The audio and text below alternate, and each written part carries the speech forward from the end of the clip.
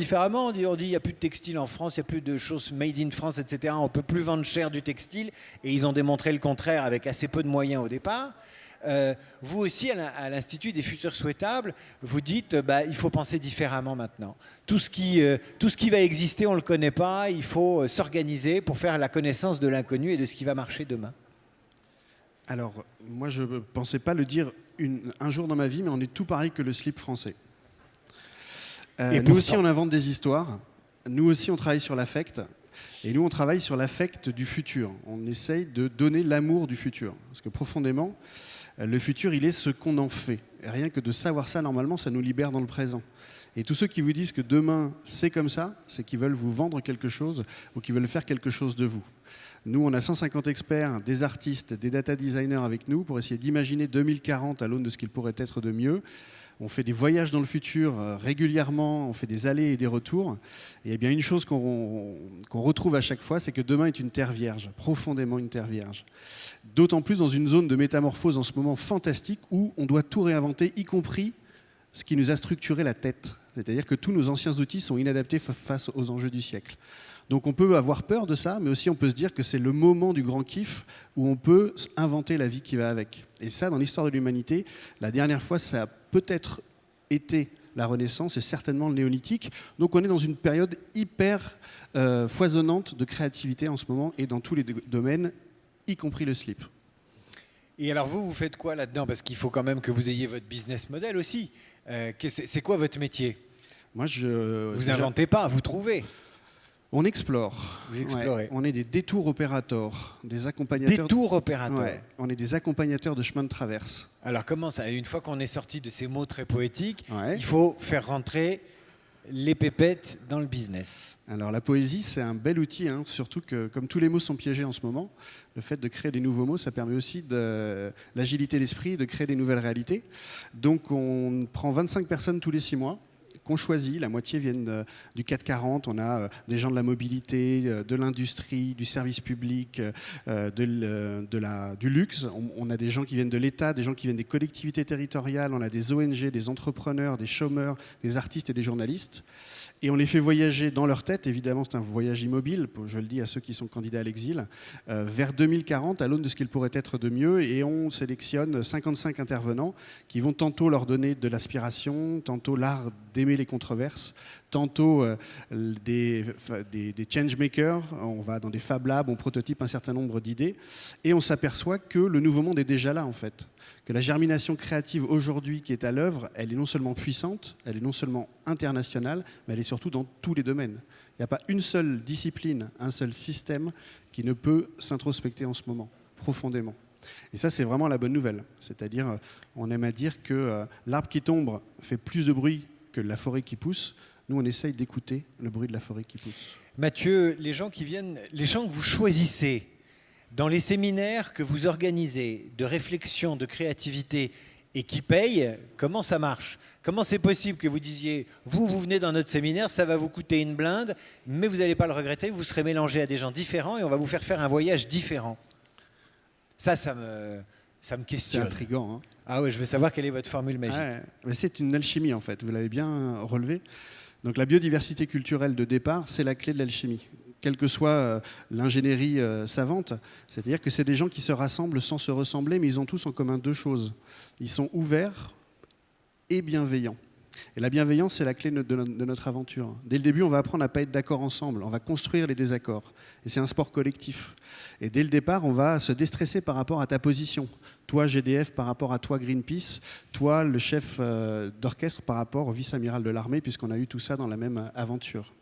Et pourquoi ils viennent à nous? Parce qu'ils ont le profond sentiment que ce n'est pas une tempête qui provoque ces tumultes, c'est un changement de civilisation, et que c'est justement parce que ça tangue qu'il faut avoir le courage d'aller à la vigie pour aller voir ce que demain nous réserve. Donc on est vraiment dans de l'exploration. Et en plus, on est à la Robin des Bois, c'est-à-dire que l'industriel va payer 10, là où le chômeur va payer 1. L'ONG paye 4, l'État paye 6. Comme chez le médecin, comme chez un médecin au Grand Cœur. Comme à Sherwood, tout à fait, exactement. Donc on équilibre, l'artiste et la journaliste ne payent pas, l'artiste crée une œuvre en essayant d'esthétiser la complexité du monde, et la journaliste chronique l'aventure comme les naturalistes sur les goélettes quand ils allaient explorer les terres incognita. Ils ressortent de cette scolarité un peu magique dans quel état? Ils ont plein de bonnes nouvelles et ils ont un grand vertige. Donc c'est la vertige du pas de Indiana Jones 3 quand il va devoir passer de l'autre côté, qu'a priori il y a un grand ravin. Donc ils prennent un grand souffle et ils y vont. Et ils sont rassérénés, ils ne sont pas les seuls à le faire. Donc ils voient plein de gens qui sont en avance de phase. Et finalement, la bonne nouvelle, c'est que tous les gens, nous, qu'on a dans cette aventure, on a à peu près 300 personnes. Il y a 10 ans, on les dégageait du sérieux des discussions en les traitant d'utopistes. Maintenant, on les convoque pour les mêmes qualités devant des grandes assemblées et on les reconnaît porteurs d'innovation. Donc en fait, on sent un mouvement de dynamisme à travers cette expérimentation qui, on est peut-être dans l'ère du temps. Donc ça, normalement, ça rassure les fous qui essayent d'innover. Et ensuite, comme ils s'aperçoivent que ce n'est pas seulement français, ce n'est pas seulement européen et c'est mondial, on sent vraiment qu'ils sont dans une métamorphose du monde. Et d'ailleurs, notre écosystème est un écosystème de conspirateurs positifs. Si je vous taquine un peu en vous disant, finalement, le gars, il a créé une école avec un super vocabulaire autour, beaucoup de poésie, et finalement, il fait de la formation. Ouais. Je vous provoque un peu, quoi, mais pour que vous me disiez c'est quoi la différence. C'est quoi la différence? Au départ, vous arrivez pour une formation et vous en revenez avec une transformation. C'est exactement le principe de l'alchimie. Moi, j'ai rien inventé. Et je pense qu'Aristote, il aurait bien kiffé sa race de faire ce qu'on fait, parce qu'en plus, on a la puissance du numérique qui nous connecte à cette germination créative du monde. Donc, on a un vent d'optimisme offensif. Et je suis désolé d'utiliser des nouveaux mots, mais tous les anciens me lassent, donc on en a créé des nouveaux. Voilà. C'est pas mal d'inventer des mots.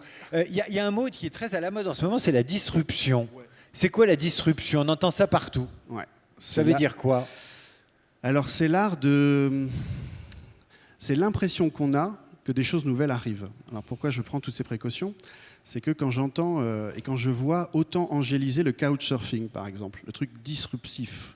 Couchsurfing, c'est prêter son canapé. Si mon grand-père était là, il dirait « mais tu es en train de faire de l'hospitalité, en fait ». Et nous, comme on l'a oublié depuis 2 générations, on a l'impression que c'est nouveau, c'est du disruptif. Donc le disruptif, c'est juste quelque chose qui casse par rapport à l'héritage qu'on a. Et donc on est dans un paradoxe là, de la modernité, c'est qu'avec le numérique, on a une ultra-puissance et une ultra-vitesse, mais aussi on retrouve une part d'essentiel. Quand on parle d'upcycling, vous me parlez de recycler là, c'est ça? Quand on parle de cross-fertilisation, vous me parlez de vous inspirer des autres disciplines.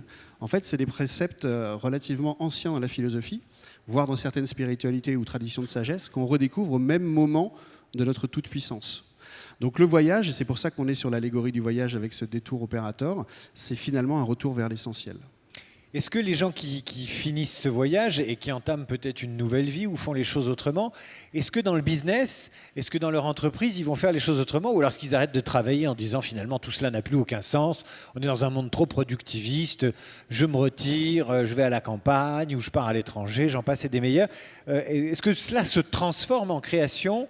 Il y a la création de richesse intérieure, spirituelle, etc. Mais est-ce qu'il y a de la création de richesse tout court? Parce qu'on est comme le sujet de la table ronde, c'est business model quand même. Je suis un peu terre à terre. Ouais, ouais. Mais business model ne veut pas dire nécessairement richesse que pécuniaire. On peut aussi être dans la résilience. On peut être dans le phalanstère, on peut être chez Fourier, on peut être dans la coopérative ouvrière, tout ce que vous voulez. On peut être aussi dans la biologie. Et la biologie, elle a 3,5 milliards de R&D à disposition de résilience par rapport aux crises. Et qu'est-ce qu'on voit dans la nature par rapport à des crises systémiques qui arrivent, comme on vit nous actuellement en termes de civilisation? On voit que par temps de profusion et d'abondance, la compétition est quelque chose qui permet l'évolution. Mais en période de raréfaction, c'est la symbiose et la coopération qui est la meilleure des techniques, finalement, pour aller plus loin dans l'évolution. On est un peu, en ce moment, dans cette zone-là. Il y a des grands empires qui sont en train de se faire de manière pyramidale. Et il y a une espèce de biodiversité culturelle, une espèce de résilience qui est en train de s'organiser. Je pense qu'on participe de cette résilience-là.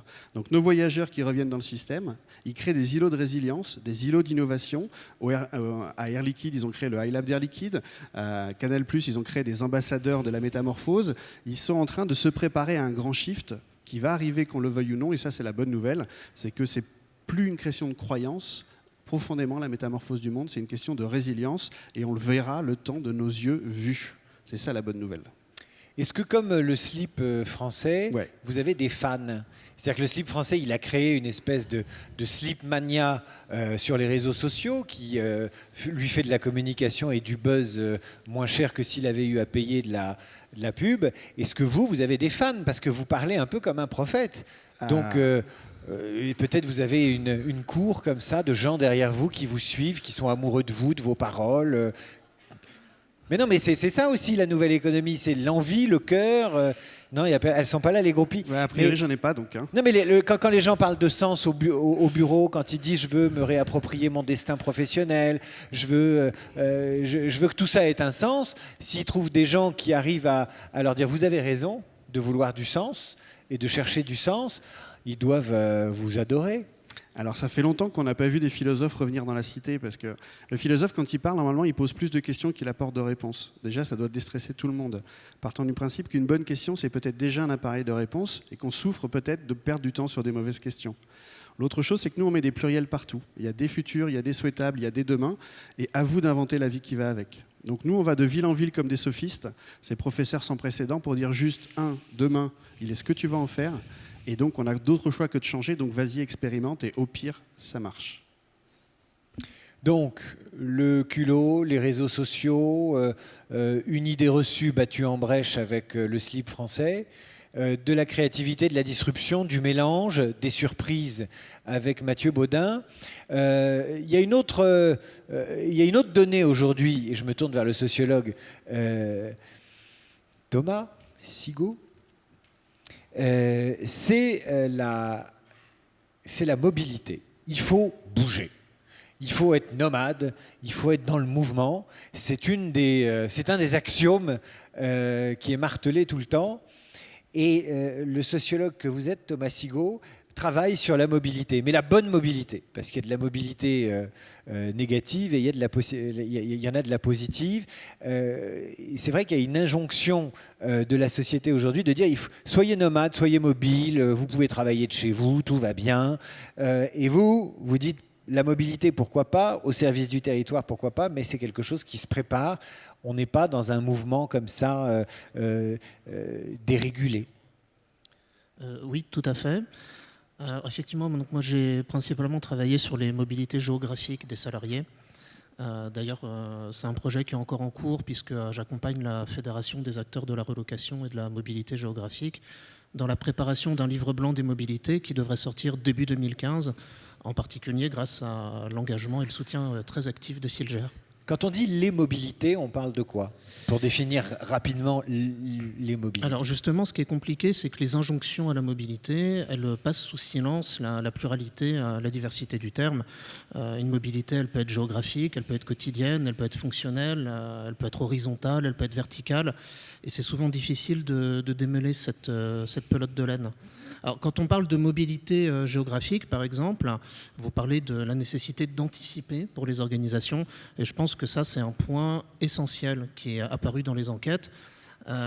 Quelle que soit la configuration professionnelle, mutation plus ou moins volontaire, mutation plus ou moins contrainte, réorganisation, quelle que soit la configuration professionnelle, une mobilité, c'est toujours un temps d'invasion du privé par le professionnel.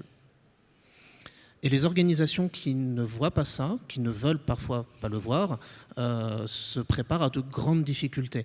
Les modes de vie de vos salariés sont des équilibres toujours fragiles, toujours complexes, toujours en tension, et qui vont nécessairement être mis en cause par une mobilité, et là j'insiste, quelle que soit la configuration professionnelle qui est derrière. Et c'est pour ça, vous parlez d'anticipation, c'est essentiel. Une mobilité a besoin de temps.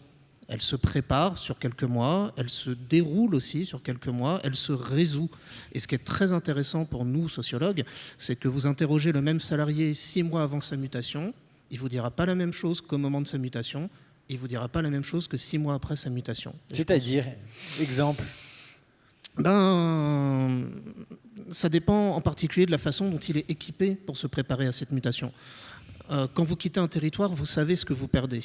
Vous savez ce à quoi vous allez devoir renoncer, mais vous ne savez pas quelles sont les ressources qui se présentent à vous. Ça suppose une connaissance du territoire qui vous accueille. Vous pouvez être muté dans une ville que vous ne connaissez pas, dans laquelle vous n'avez pas d'amis qui résident et sur laquelle vous n'avez pas d'informations. Et souvent, les inquiétudes, elles sont liées aussi à quitter le connu pour aller vers l'inconnu. Et il ne faut pas croire que les salariés seuls sont capables en fait, d'aller chercher ces informations-là. C'est un processus qui est complexe et justement qui se fait dans le temps. Alors justement, la mode numérique et la modernité disent finalement, avec les bons outils et un client, on peut travailler de n'importe où, dans n'importe quel territoire. On peut être ce fameux salarié nomade qui est encensé par une certaine presse ou certains clichés. Qu'est-ce que vous en pensez, vous ? Alors, je pense que dans votre question, il y a 2 points. Le premier point, c'est celui des outils numériques. Alors évidemment, il serait inconcevable de nier la révolution numérique, hein. C'est une réalité, c'est un raz-de-marée à l'échelle des comportements sociaux. Mais si je reviens sur ma marotte des mobilités géographiques, bon, vous mutez un salarié, un collaborateur, une collaboratrice, il va devoir chercher un nouveau logement.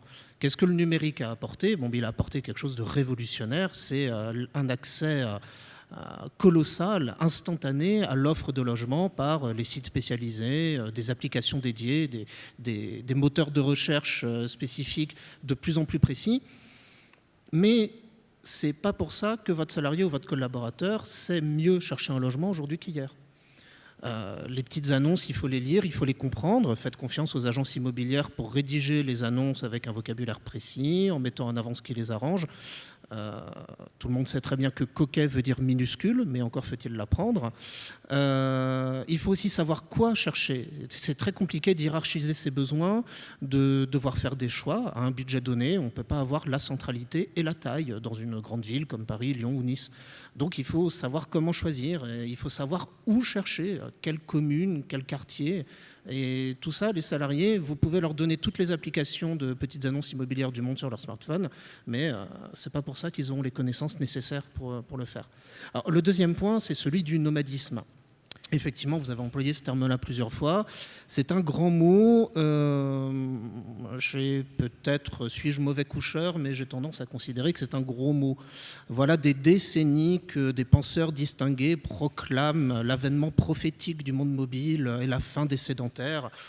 Comme l'a évoqué Mathieu, quand on vous parle du futur, souvent on essaye de vous vendre quelque chose, et voire de vous engaver comme une oie dans une exploitation de foie gras.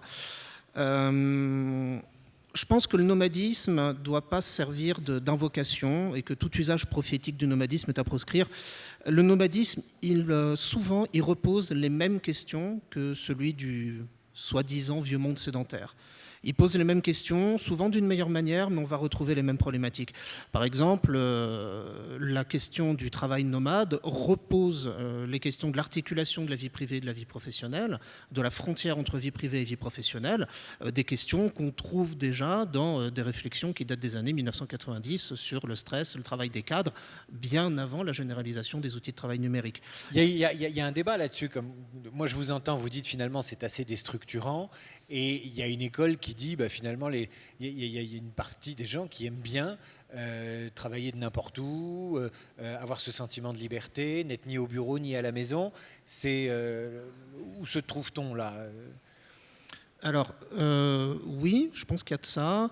Et d'ailleurs, un des discours qui valorise le nomadisme, c'est d'abord un discours philosophique critique créé dans les années 70 qui disait justement que le nomadisme est libérateur et que le vieux monde industriel permettait de contrôler les travailleurs en les fixant, en les sédentarisant.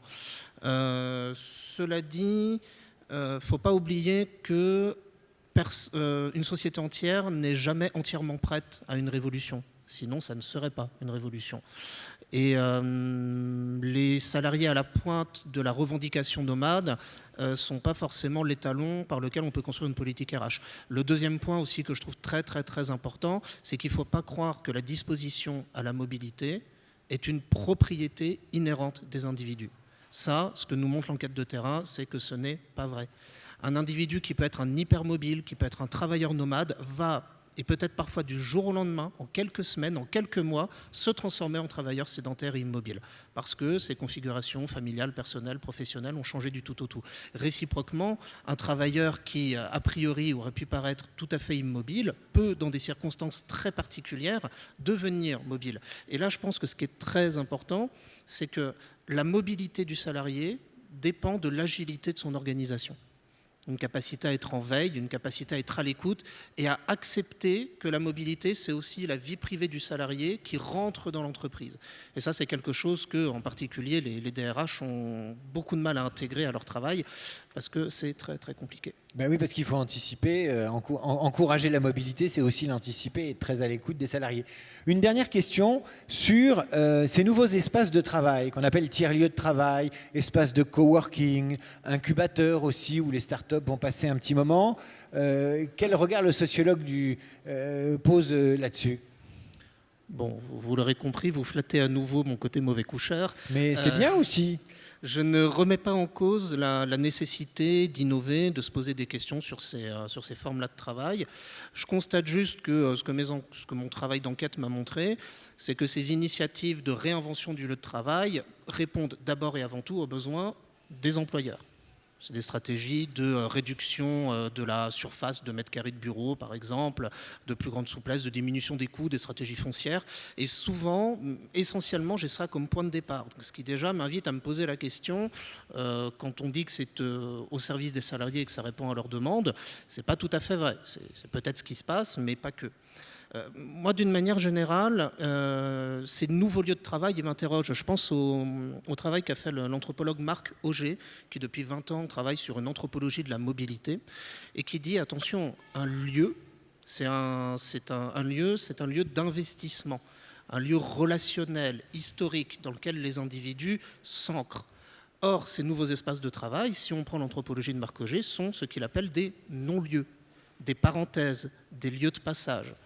Et de ce que j'ai vu, je ne pense pas que les salariés soient prêts à renoncer à l'investissement, à l'ancrage dans le lieu de travail. Le lieu de travail joue un rôle très important dans leur mode de vie.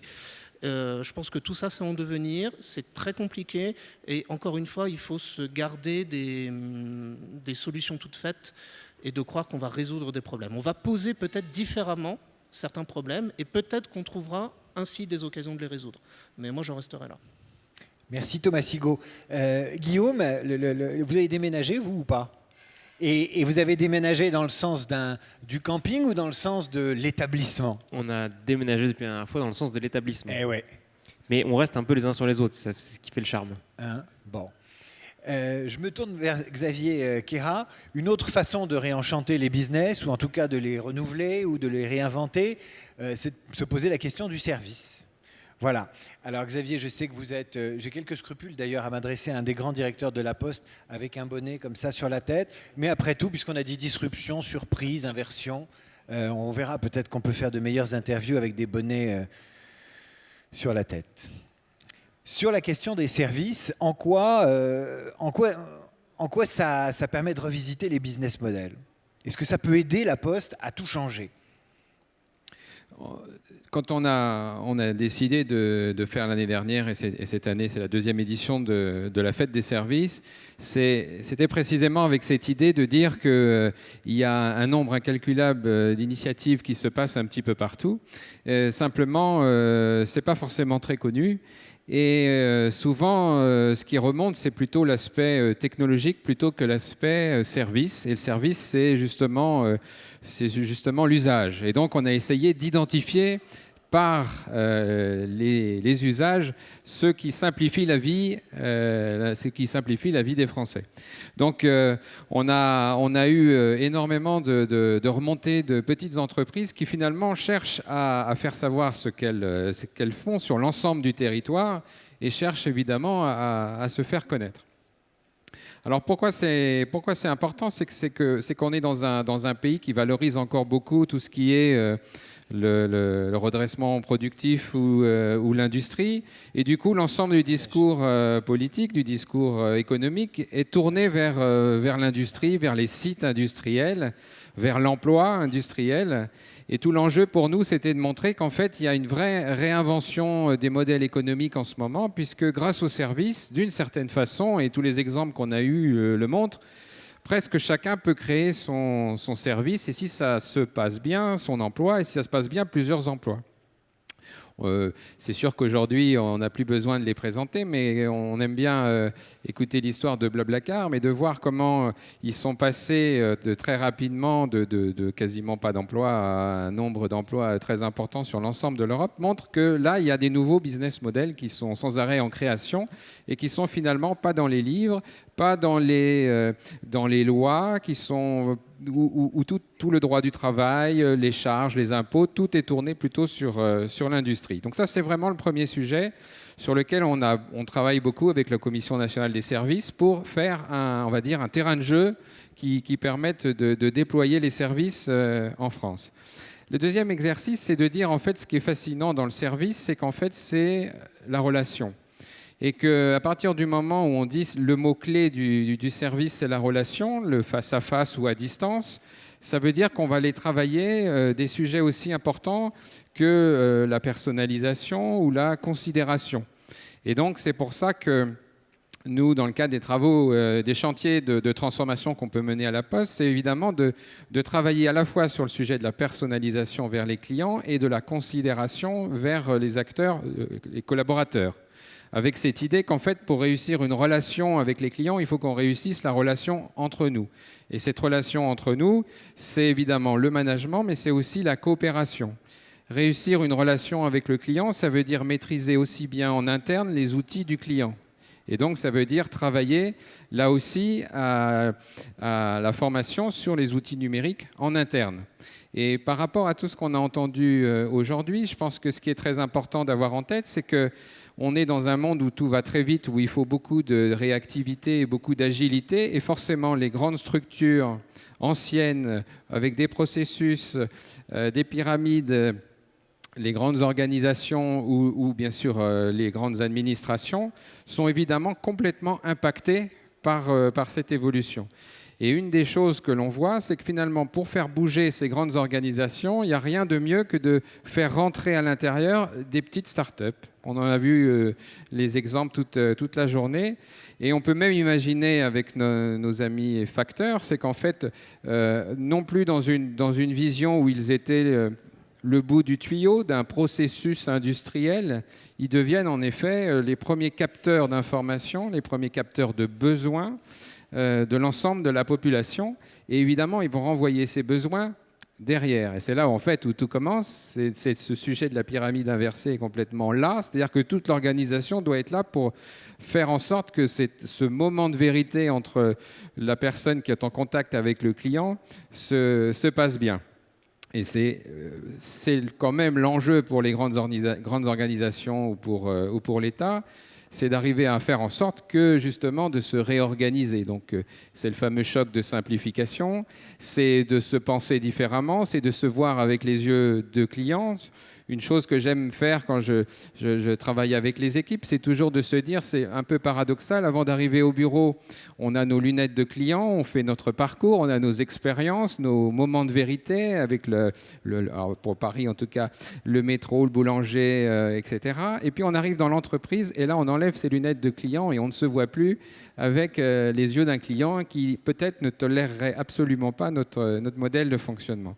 Donc c'est cette idée qui est très importante par rapport à la réinvention, c'est de regarder comment je vais accompagner des équipes sur ces nouveaux modèles, et c'est-à-dire à la fois dans la pratique des outils, mais évidemment aussi dans la façon de se comporter différemment.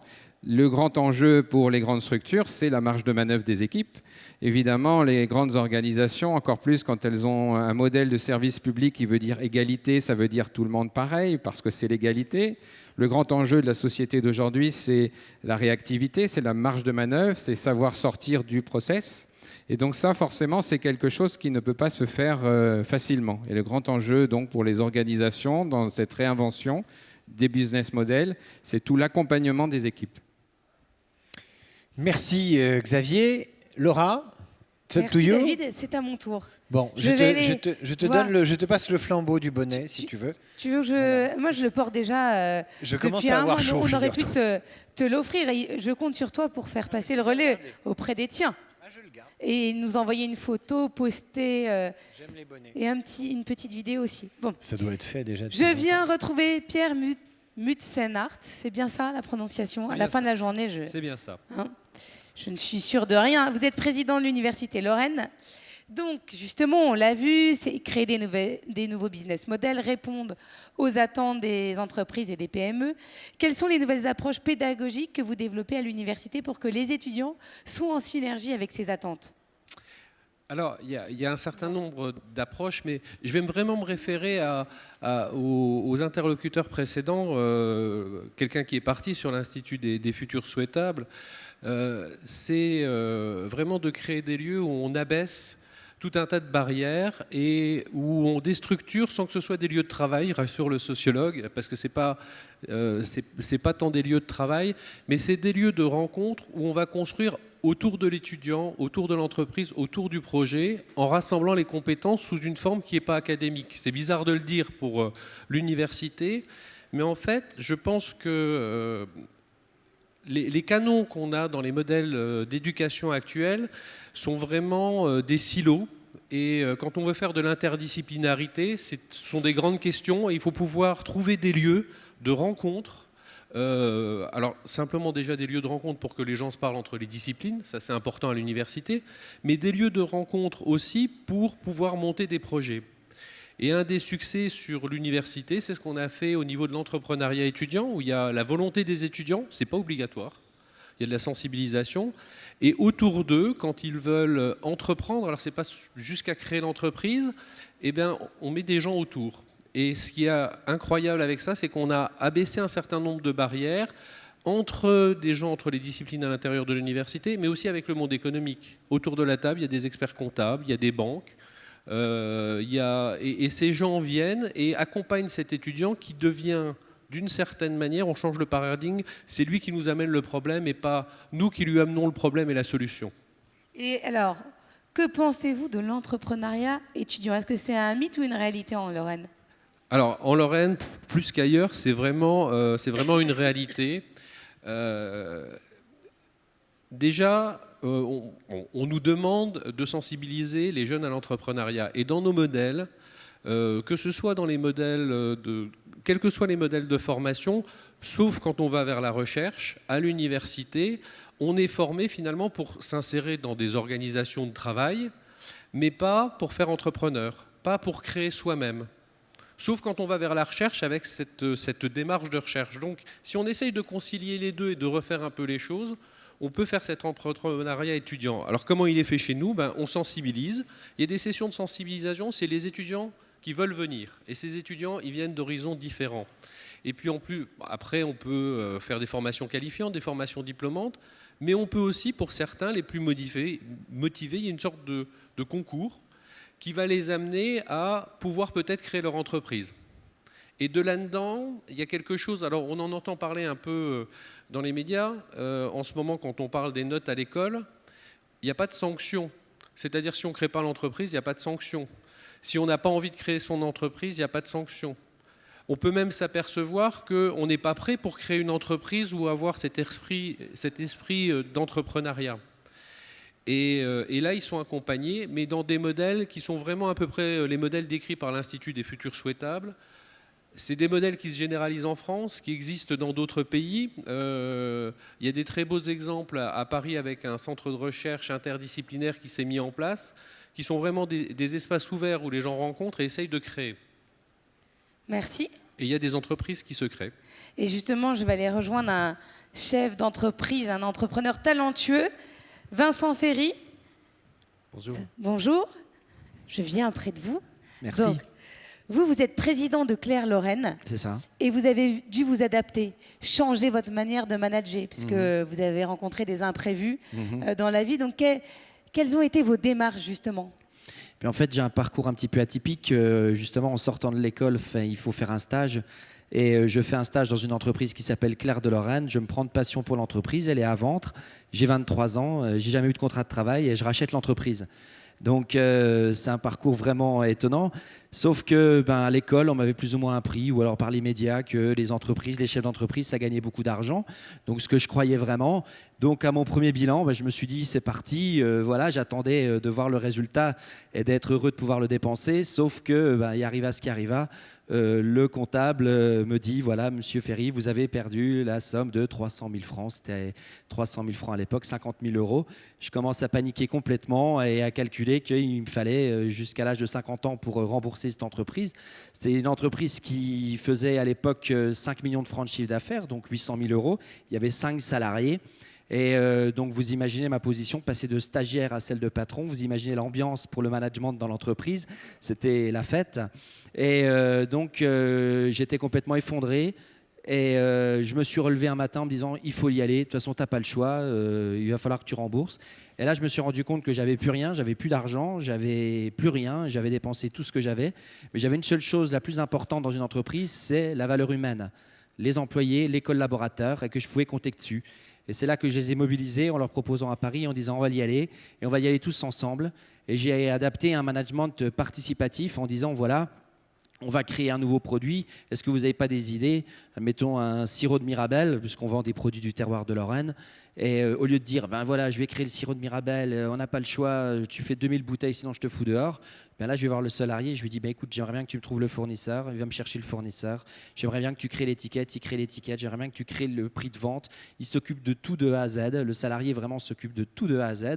Moi, je ne fais qu'observer et l'aiguiller. Et là, quand il va vendre le sirop de Mirabelle, au lieu d'en vendre 2000 bouteilles, il m'en vend un camion complet. Et c'est comme ça qu'on a développé l'entreprise en passant sur des progressions de 20%, 30% tous les ans, jusqu'à arriver à un chiffre d'affaires de 6-7 millions d'euros en 2008. Et puis malheureusement, comme tous les patrons, on est tous fougueux, on est tous prendre des risques. J'aime faire de la moto et je fais de la moto d'enduro. Et malheureusement, j'ai 40 collaborateurs à cette époque-là. Et là, dans les bois, j'ai peur, je freine, je suis à 15 km/h, je ne suis pas vite, je freine, je passe par au-dessus de la moto. Et la moto me retombe sur la tête, cervicale 3, cervicale 4. Et d'une seconde à l'autre, je comprends que ma vie vient de basculer, que je suis handicapé. On m'annonce à l'hôpital, vous êtes tétraplégique, vous ne remarcherez plus jamais, vous ne bougerez plus jamais rien. C'est dramatique. Je passe du super champion business Los Angeles, où je faisais des conteneurs, etc., à la une de tous les journaux, à plus rien, au monde du handicap. Là, on réfléchit avec ma femme, je suis marié, je viens d'avoir un enfant qui a 6 mois. On réfléchit et on se dit, on ne va pas lâcher. Et au bout d'une semaine, je dis à ma femme, va me chercher une caméra. Je suis sur mon lit d'hôpital. Et là, je parle à mes collaborateurs, à mes 50 collaborateurs, et je leur dis, voilà, on ne va pas s'arrêter là. On va continuer, mais j'ai besoin de vous. Moi, pendant 1 an, je vais être en rééducation. J'ai besoin de vous. Vous allez être mes bras, mes jambes, et moi, je serai la tête, et je vais déléguer. Et c'est là que, par la force des choses, j'ai été obligé de déléguer. Et il s'est passé quelque chose de magique. Tout le monde a défendu l'entreprise, mais d'une manière incroyable. Il n'y avait plus moyen de l'approcher. Ce sont vraiment des collaborateurs qui se sont défoncés. Et on a fait des progressions de plus 20, plus 30%. Aujourd'hui, on a 17 boutiques, on est 70 collaborateurs, on va faire 12 millions d'euros de chiffre d'affaires. Et je ne suis pratiquement pas à l'entreprise, je n'y suis que les après-midi. Je prends tous les congés scolaires, comme les profs, voilà, puisqu'ils sont beaucoup critiqués. Il y en a qui le disent, ouais, ils ont plein de congés. Essayez voir de prendre 15 ou 18 semaines de congés par an. Il n'y en a pas beaucoup qui le font. Je vais à l'entreprise que l'après-midi, je délègue énormément et ça fonctionne. Oui, ça fonctionne bien, visiblement. Ouais. Bravo. Moi, j'ai une question. Est-ce que vos collaborateurs, ils prennent 10 ou 15 semaines ou pas? Non, pas encore, mais bon, ça se discute, ça. Et est-ce que justement votre entreprise, on parlait du Made in France avec le slip français, s'appuie sur le Made in Lorraine. Est-ce que c'est un avantage compétitif? Bien, c'est vrai que mon entreprise, c'est une fabrication d'alcool et on a 700 références de produits du terroir de Lorraine. C'est vrai qu'à l'époque, il y a 18 ans, il faut remettre ça dans le contexte, tout le monde se moquait de moi, me disait quoi, les produits lorrains? Mais il n'y a rien en Lorraine. Et justement, je disais, mais c'est parce qu'il n'y a rien qu'il y a tout à faire. Avant, on était des rigolos par rapport à l'Alsace, la Bretagne et tout ça. Alors qu'aujourd'hui, maintenant, la Lorraine, on est une des meilleures régions de France en produits du terroir. Et ça tombe sous le sens que c'est un avantage, puisque c'est éco et logique. C'est-à-dire qu'on vend des produits directement des producteurs aux consommateurs sans passer par des intermédiaires. Et au lieu d'offrir des bouquets de fleurs, de roses de Made in Kenya ou je ne sais pas où, ça vient de Made in Lorraine. Made in China. Exactement, Made in China. Et ça vient de Lorraine, ça n'a pas fait beaucoup de kilomètres. D'ailleurs, on l'indique sur le ticket de caisse, on dit le montant kilométrique pour indiquer aux consommateurs combien de kilomètres les produits ont mis pour arriver jusqu'à leur destination. Et donc vos produits, même si on n'habite pas en Lorraine, on peut les trouver sur Internet, on peut les acheter à distance? Voilà, tout à fait. On a un site en passant par la Lorraine.fr. Et puis en dehors de la Lorraine, on a une boutique dans la gare de l'Est également à Paris. Merci beaucoup. Et bravo. Merci à vous. Je vais aller rejoindre Thierry Jean. Vous êtes président d'Aériade, alors cluster lorrain des fournisseurs aéronautiques. C'est quoi un cluster? Depuis que je suis arrivée ici, bon, je sais ce que c'est qu'un cluster parce que le monde dans lequel j'évolue me permet de le savoir, mais j'ai jamais autant entendu le mot cluster que depuis que je suis arrivée à Nancy. Ah bon, c'est intéressant. C'est peut-être parce que nous sommes un écosystème de conspirateurs positifs. C'est ce que j'ai retenu. C'est bon quand même. Ah oui, c'est pas de moi. Hein, je vais le noter. C'est de Mathieu Baudin il y a quelques minutes. C'est quoi un cluster? Ce sont des entreprises qui ont quelque chose en commun et qui décident de collaborer, de partager, tout simplement. Et alors, quelle est la valeur ajoutée du cluster? Alors ça permet de faire ensemble des choses qu'on ferait moins bien tout seul. Ça permet, pour vous donner des exemples très concrets, la Lorraine n'est pas historiquement une terre d'aéronautique pour la bonne et simple raison qu'elle s'est installée trop près des Allemands. Et comme on a beaucoup fait la guerre aux Allemands, l'industrie aéronautique française, elle s'est développée à Toulouse, à Bordeaux, le plus loin possible des Allemands, voilà, puisqu'on n'était pas fâchés avec les Espagnols. Donc on n'est pas historiquement une terre aéronautique, mais néanmoins il y a des compétences qui petit à petit ont émergé. Et deux exemples très concrets, la Lorraine a 360 mètres carrés au Bourget. Pour avoir un stand de 20 mètres carrés au Bourget, il faut faire les pieds au mur. C'est très difficile parce que c'est un salon qui est ultra saturé. Nous, on arrive à être visible parce que nous y allons à 20 entreprises.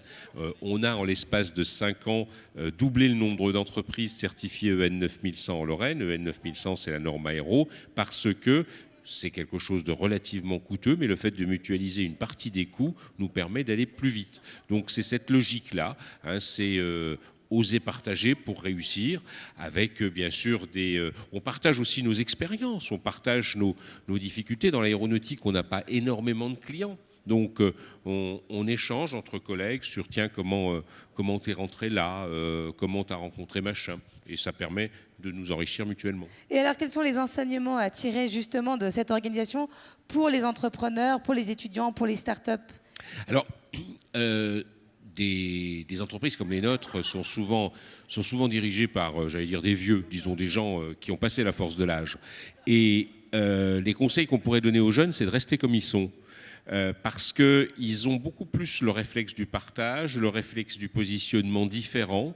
Le chef d'entreprise qui a aujourd'hui 50 ou 55 ou 60 ans, il est d'un modèle ancien, il est d'un modèle où on ne devait pas partager, il est d'un modèle du secret, il est d'un modèle d'une appropriation du patrimoine, alors que les jeunes créateurs sont beaucoup plus partageux, hein, au sens le plus noble du terme. Alors, après, comment tout ça va vieillir, ça me fait un peu penser à une phrase de Condorcet qui disait « Il faut conserver par sagesse ce qu'on a acquis par enthousiasme ». Alors, les jeunes, il faut qu'ils restent comme ils sont et que ce qui les porte aujourd'hui, à savoir leur enthousiasme, leur volonté de travailler ensemble, eh bien, se rationalisent et reste une volonté de collaborer, d'être un petit peu différent et que leur enthousiasme se transforme en sagesse. C'est bien dit. Merci beaucoup. Monsieur Courque, alors je vais prendre votre micro. Merci. Alors, les entrepreneuriales, c'est quoi? Alors, les entrepreneuriales, c'est une émanation du réseau Entreprendre. Et le réseau Entreprendre regroupe en Lorraine un certain nombre de responsables d'entreprises ou de personnes qui ont des responsabilités dans les entreprises et qui visent à aider, encourager la création et la reprise d'entreprise.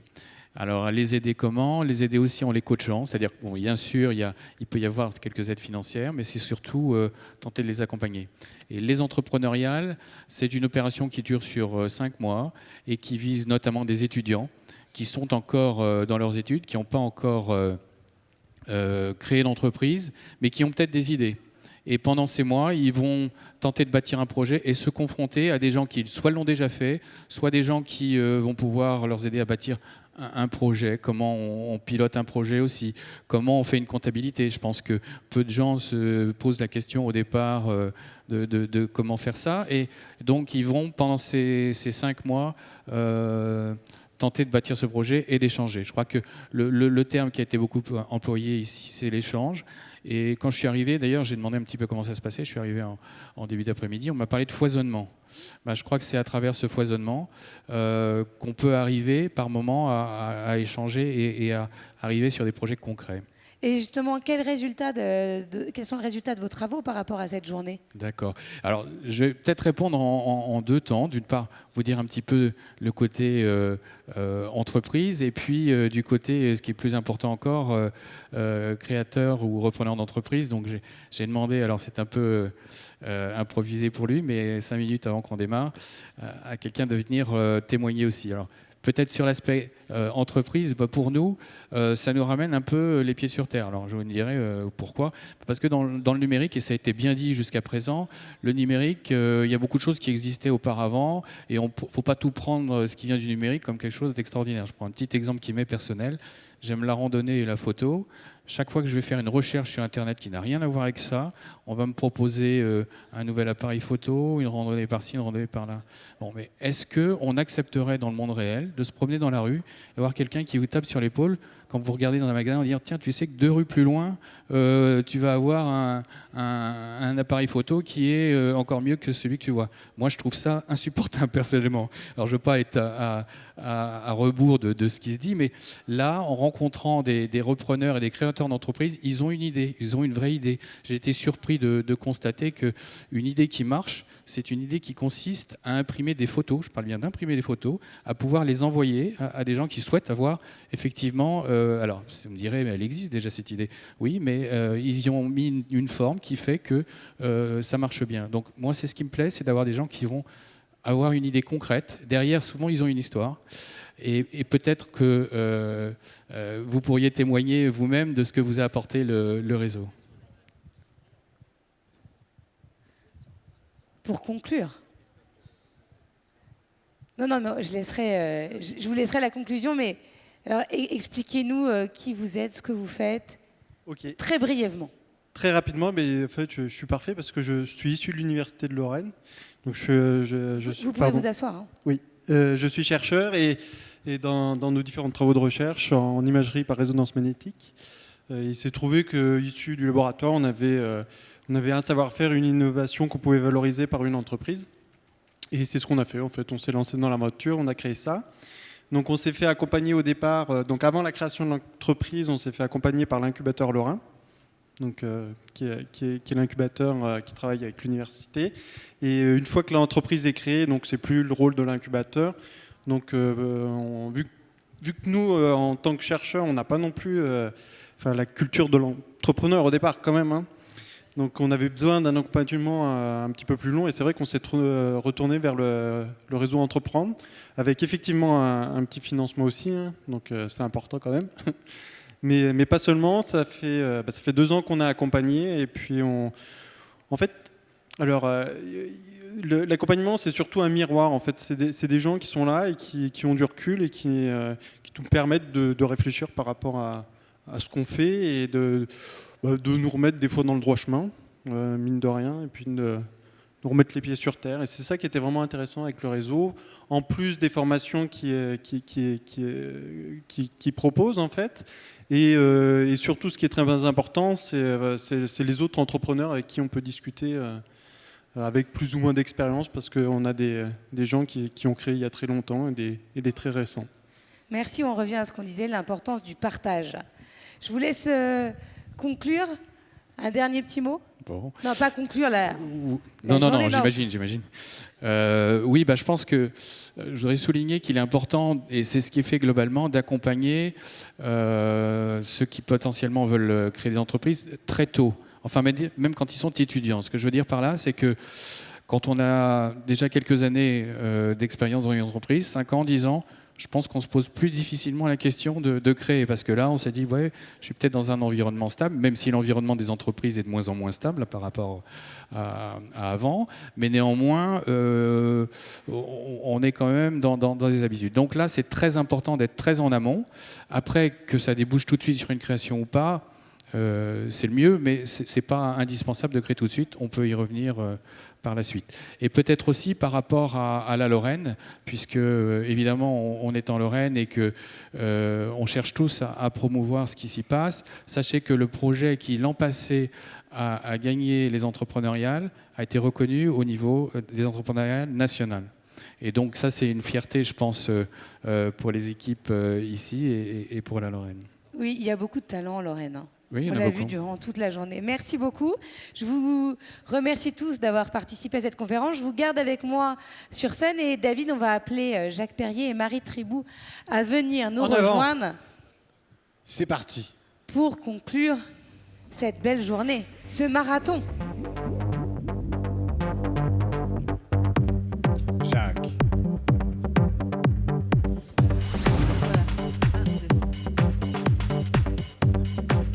Jacques, vous commencez, Marie. Donc peut-être Jacques. Oui, alors je vais vous demander une nouvelle fois si je peux oser. Avec moi, vous pouvez tout oser. Oui, voilà. J'ai confiance en vous. Voilà, je vais oser parler du passé parce qu'on a beaucoup parlé de l'avenir. Je voudrais juste parler du passé pour donner 2 rendez-vous aux gens de Nancy. Le 11 décembre, un café de l'histoire sur la Poste pendant la guerre de 14-18. Et un deuxième rendez-vous en décembre au Conseil général de Meurthe-et-Moselle, une exposition sur l'histoire de la Poste, de cette grande et belle maison dont vous avez entendu parler aujourd'hui. Ça, c'était le retour vers le passé. En ce qui concerne le présent immédiat, c'est naturellement une immense gratitude à tous les partenaires, les intervenants, les acteurs de cette manifestation, mais Marie y reviendra d'ici quelques instants. Par contre, je voudrais que tout le monde salue dans une immense salve d'applaudissements celle qui a été la cheville ouvrière de ce forum, Marie Tribou. Ouais.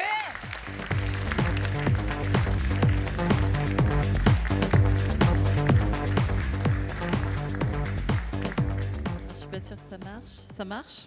Ouais. Bah déjà, merci Jacques, et on peut aussi vous applaudir parce que c'est vous aussi qui participez à tout ça pour la Poste. Merci pour votre confiance. Voilà. En fait, c'est une journée, comme je vous l'avais dit au début, mais des fois on ne me croit pas, mais là, pour le coup, c'est vrai, marathon de l'innovation. C'est une journée très longue, donc je ne vais pas en rajouter. C'est une soirée Beaujolais ce soir, donc on va vous inviter à prendre un dernier verre autour d'un moment de convivialité. En tout cas, je vous remercie tous d'avoir été au rendez-vous.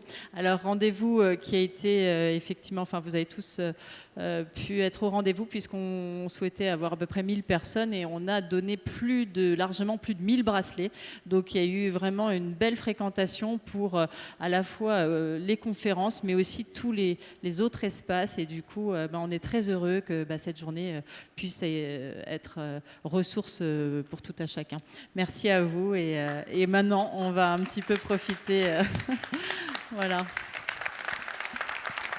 Et je tiens encore à remercier Laura Tenouji, David Abiker, parce que je ne les... Merci à vous pour votre attention, même si... Nous ne les ménageons pas. Il y a eu 6 conférences. Pour certains, vous avez participé à certaines et pas d'autres, mais eux, ils étaient là de A à Z. David, voilà. Oui, on a eu des. C'est un marathon. À la fin d'un marathon, on arrive rarement en pleine forme. Donc vous avez assuré, vous avez tenu le timing parce que c'était pas forcément évident. Et en tout cas, un grand merci à vous. Voilà, parce que c'est grâce à vous que. Bon, maintenant, on va boire. On va boire. Ça se passe juste derrière. Voilà. Pardon. On va se faire un petit Beaujolais. Je vous emmène avec moi. Moi, j'ose vous inviter à boire un petit coup de Beaujolais avec moi, Jacques. Vous êtes d'accord ? Nunc est bibendum. À tout de suite.